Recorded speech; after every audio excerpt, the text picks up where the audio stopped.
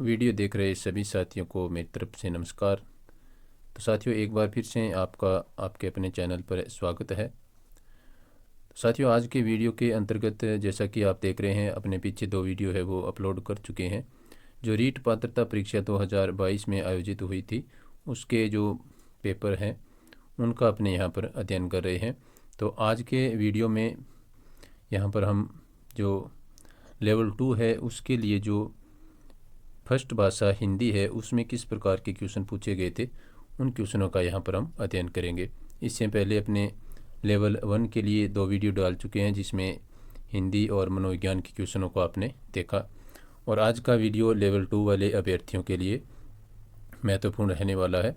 तो आप रीट पात्रता परीक्षा की तैयारी कर रहे हैं तो अपने साथियों को ये वीडियो अवश्य शेयर करें, जिससे कि आपको पता चलेगा कि जो पिछली पात्रता परीक्षा 2022 में हुई थी उसमें हिंदी विषय में जो फर्स्ट भाषा आपकी होती है उसमें किस प्रकार के क्वेश्चन पूछे गए थे।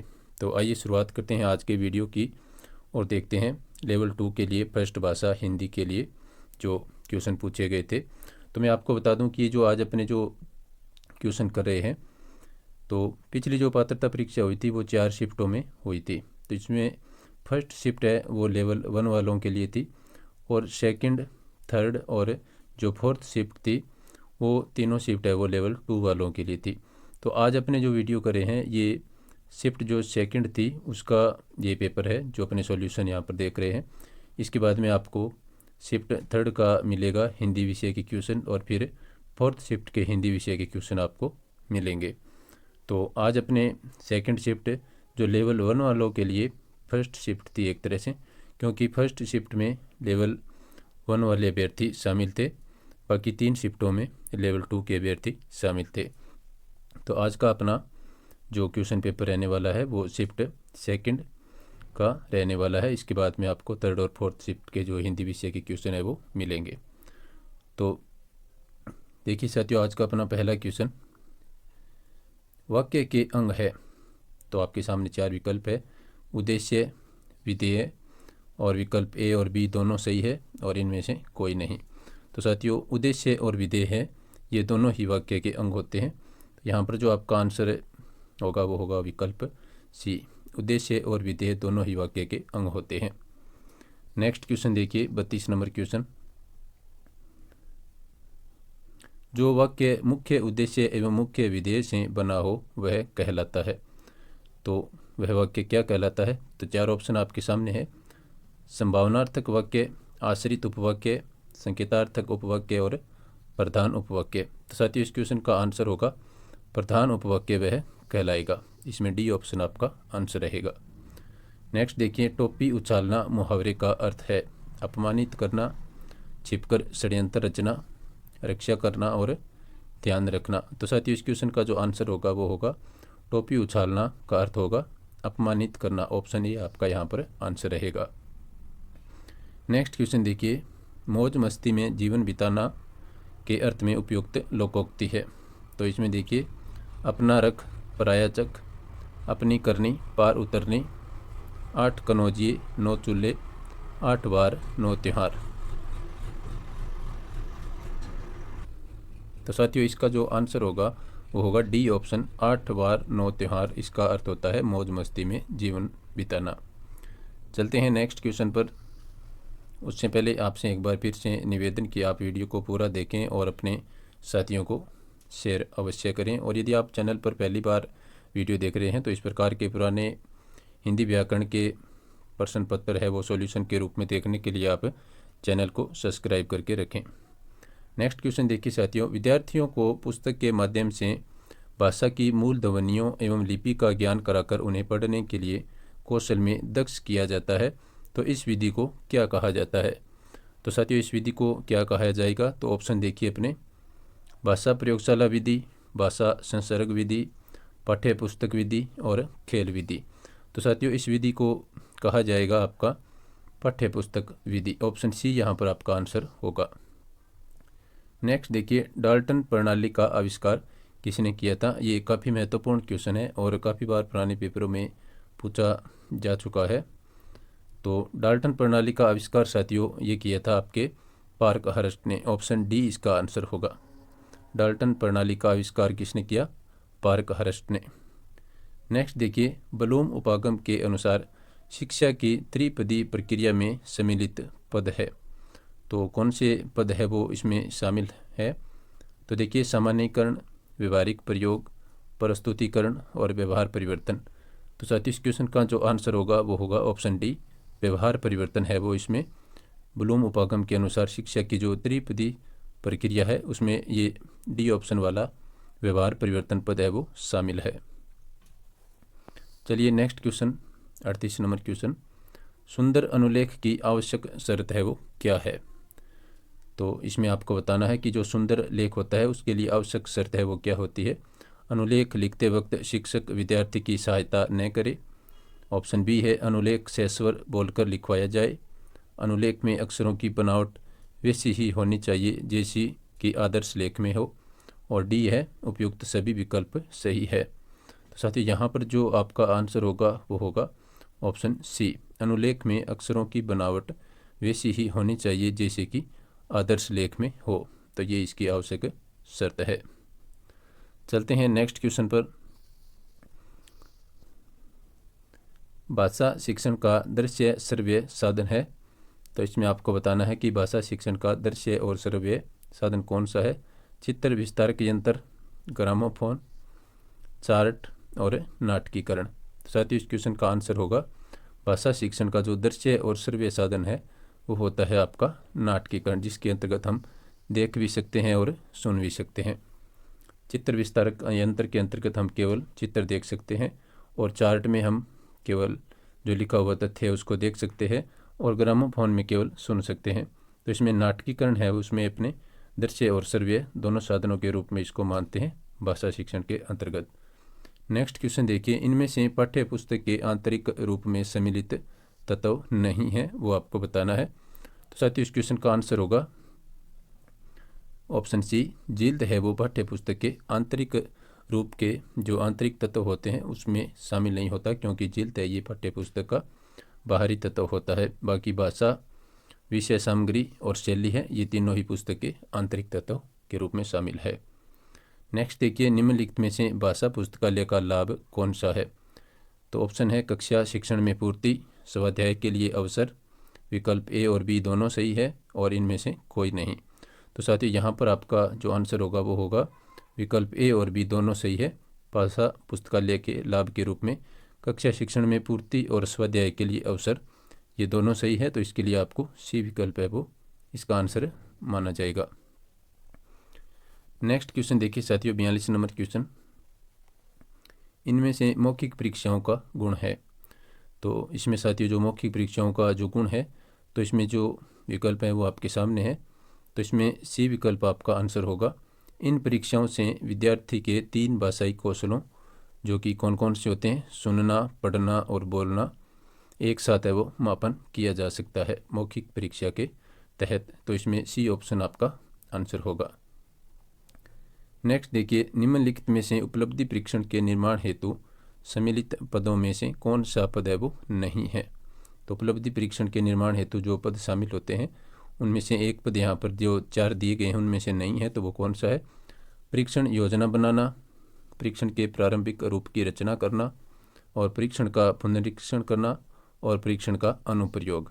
तो साथियों यहाँ पर जो ऑप्शन डी है वो इसमें शामिल नहीं है, परीक्षण का अनुप्रयोग। तो यहाँ पर डी ऑप्शन आपका आंसर होगा। बाकी तीनों पद इसमें शामिल होते हैं। नेक्स्ट क्वेश्चन देखिए साथियों, सतत एवं व्यापक मूल्यांकन प्रणाली का दोष क्या है? तो साथियों यहाँ पर जो इस क्वेश्चन का आपका आंसर होगा तो देखिए इसमें पहला ऑप्शन है, अल्प समयांतर में होने वाली परीक्षा से विद्यार्थी पूरे वर्ष अध्ययनशील रहते हैं, ये इसका दोष नहीं है। शिक्षक विद्यार्थी को आवश्यक निर्देशन एवं परामर्श निरंतर देते रहते हैं, ये भी इसका दोष नहीं है। विद्यार्थी को अपनी कमियों का निरंतर ज्ञान होता रहता है या ज्ञान निरंतर होता रहता है, तो ये भी इसका दोष नहीं है। तो बच गया जो ऑप्शन है वो डी आपका यहाँ पर इसमें आंसर होगा कि विद्यार्थी पर वर्ष भर परीक्षा का भय बना रहता है जिससे उसका स्वाभाविक विकास प्रभावित होता है। तो ये सतत एवं व्यापक प्रणाली का दोष माना जाता है। तो डी ऑप्शन आपका यहाँ पर सही आंसर होगा। नेक्स्ट जो साथियों आपका जो क्वेश्चन रहने वाला है इस पद्यांश से रहेगा। 45 से लेकर के 54 तक आपको इस पद्यांश से आंसर देने हैं। तो इसमें आपको पहले इस पद्यांश को अच्छे से पढ़ना है, उसके बाद में आपको इसमें आंसर देने हैं। तो अपने इस पद्यांश को न पढ़ करके इसके जो आंसर है वो आपको मैं सीधे बता देता हूँ। आप वीडियो को रोक करके इस पद्यांश को पढ़ सकते हैं। तो देखिए साथियों 45 नंबर क्वेश्चन इसमें देखिए, ट्रेजेडी शब्द उत्पत्ति के आधार पर है, तो कौन सा है? तो साथियों जो ट्रेजेडी शब्द है ये उत्पत्ति के आधार पर कौन सा शब्द है? तद्भव है, तत्सम है, विदेशी है या देशज है? तो साथियों ट्रेजेडी है ये अंग्रेजी भाषा का शब्द है, तो ये विदेशी शब्द हो जाएगा, न कि ये तत्सम है, न तद्भव है, न देशज है। तो ट्रेजेडी अंग्रेजी का शब्द है, तो विदेशी भाषा का शब्द हो जाएगा। सुधाकर का पर्यायवाची शब्द है रसाल, प्रभा, शशांक और मल्य। तो साथियों सुधाकर का पर्यायवाची शब्द होगा शशांक। ये सुधाकर आपका होता है चंद्रमा के लिए, तो शशांक इसका पर्यायवाची शब्द हो जाएगा। नेक्स्ट देखिए, जिसकी संवेदना के रूप में अनुभूति हुई हो वाक्यांश के लिए उपयुक्त शब्द क्या होगा? तो संवेदना के रूप में अनुभूति हुई हो, तो इसके लिए जो वाक्यांश के लिए एक शब्द आपके सामने 4 ऑप्शन है, प्रसूत, व्यंजनाएँ, संवेदित और संवेग। तो मैं आपको बता दूं कि साथियों इस क्वेश्चन में कोई प्रॉपर आंसर नहीं होने के चलते इस क्वेश्चन में सभी अभ्यर्थियों को है वो बोनस दिया गया था।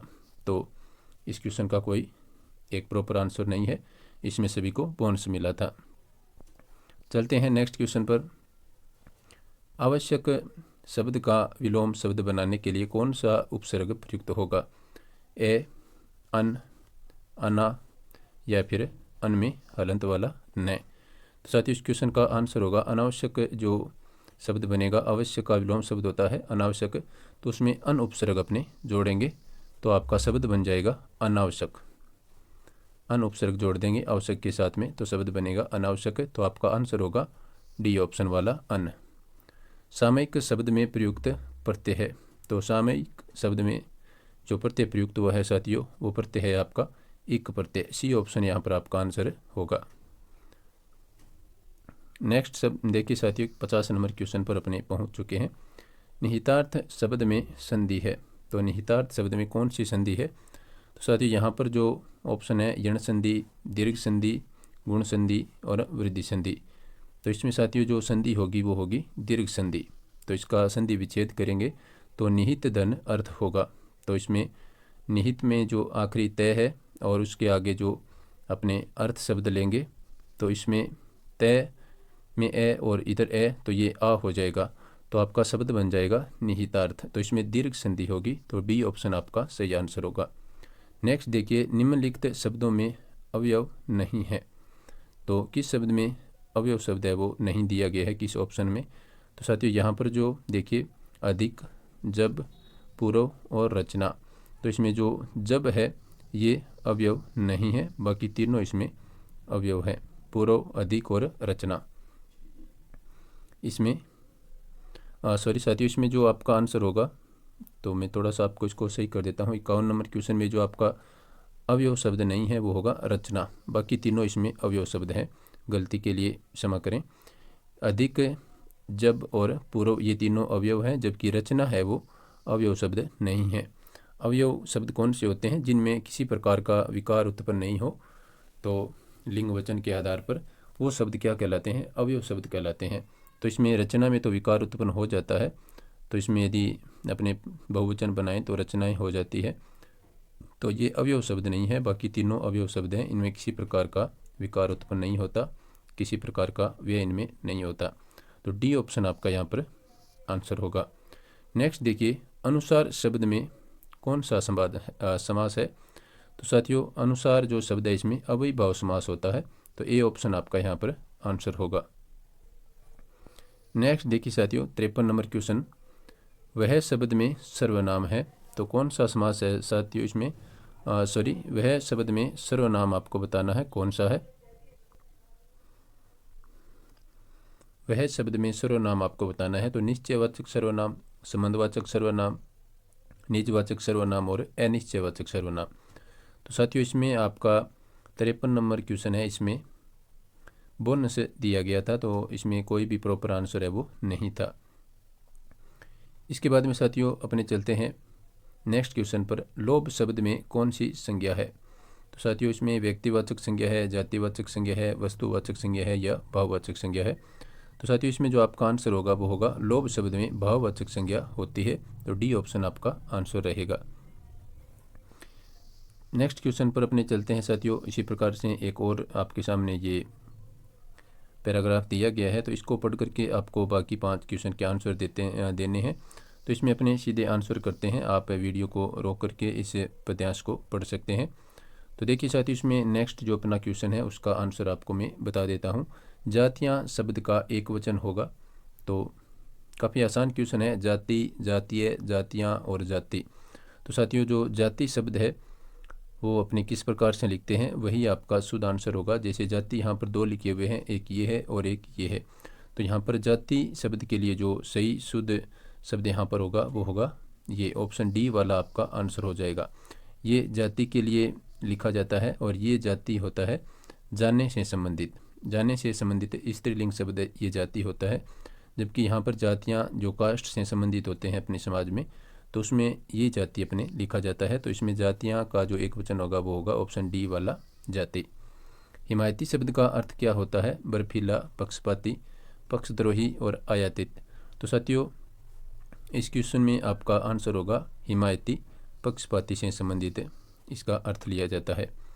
नेक्स्ट क्वेश्चन देखिए, इनका असर भी पड़ रहा है, इस वाक्य में कौन सा काल है? तो साथियों इस क्वेश्चन में भी मैं आपको बता दूं कि संभाव्य वर्तमान, आज्ञार्थक वर्तमान और पूर्ण वर्तमान और सामान्य वर्तमान। तो साथियों इस क्वेश्चन को भी बोनस के रूप में माना गया है। इसका कोई प्रॉपर आंसर यहाँ पर नहीं दिया गया है। तो इसका भी असर पड़ रहा है, इसमें कौन सा काल है? तो ये इसका कोई प्रॉपर आंसर नहीं होने के चलते इस क्वेश्चन में सभी को बोनस है वो दिया गया था।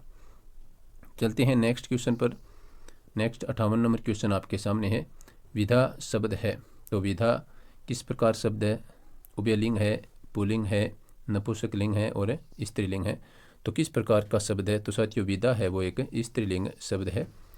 ये अपने साहित्य में जो विधाएँ होती हैं उसके लिए यहाँ पर बात की गई है। तो विधा एक स्त्रीलिंग शब्द है। व्यक्ति शब्द का बहुवचन रूप क्या होगा? तो व्यक्तिक, व्यक्तित्व, व्यक्तियों और व्यक्तिक। तो साथियों इस क्वेश्चन का जो आंसर होगा वो होगा व्यक्तियों। ये व्यक्ति के लिए बहुवचन के रूप में प्रयुक्त होगा, व्यक्तियों। तो ऑप्शन सी आपका यहाँ पर आंसर रहेगा। नेक्स्ट देखिए साथियों, राजस्थानी के भाषा शब्द का मानक हिंदी रूप कौन सा है? यानी भाषा शब्द है उसके जो शुद्ध रूप है उसका वो आपको बताना है। तो भाषा के लिए साथियों आपको पता है कि यहाँ पर जो ऑप्शन बी में भाषा लिखा है ये इसका भाषा का शुद्ध रूप है। भाषा इस प्रकार से लिखा जाता है, तो यहाँ पर आपका बी आंसर होगा। तो साथियों ये थे लेवल 2 के लिए जो सेकंड शिफ्ट थी उसके हिंदी भाषा प्रथम के क्वेश्चन। नेक्स्ट वीडियो में आपको शिफ्ट सेकंड के हिंदी भाषा के क्वेश्चन मिलेंगे। उसके बाद में आपको जो थर्ड शिफ्ट थी लेवल 2 के लिए थर्ड शिफ्ट, और वैसे वो आखिरी शिफ्ट थी फोर्थ शिफ्ट, तो उसके क्वेश्चन आपको मिलेंगे। तो वीडियो आपको उम्मीद है पसंद आया होगा। तो आप अपने साथियों को ये वीडियो अवश्य शेयर करें जो रीट पात्रता परीक्षा की तैयारी कर रहे हैं। तो वीडियो देखने के लिए सभी साथियों का धन्यवाद। नमस्कार।